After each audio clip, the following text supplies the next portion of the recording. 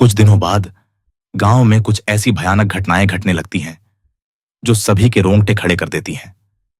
एक शादी के मंडप में जब पंडित जी मंत्रोच्चारण कर रहे होते हैं, अचानक उनकी आवाज बदल जाती है।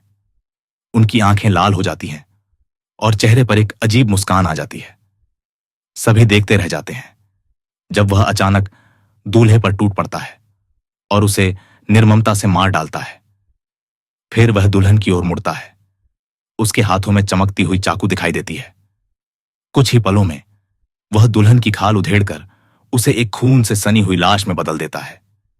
इससे भी भयानक घटना तब घटती है जब गांव का सरपंच, जो तिरुपति की समाधि का अपमान करते हुए वहां पेशाब कर देता है, पर उस पर तिरुपति की आत्मा सवार हो जाती है।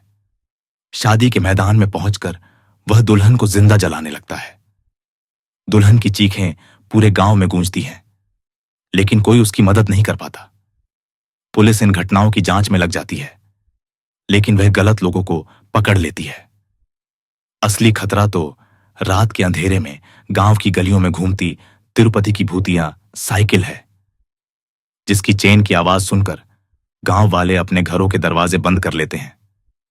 जब गांव वालों को एहसास होता है कि उनके द्वारा तिरुपति को दी गई अमानवीय समाधि के कारण ही उसकी आत्मा वापस लौटी है, तो वे मदद की गुहार लेकर जेल में बंद राधा के पास पहुंचते हैं।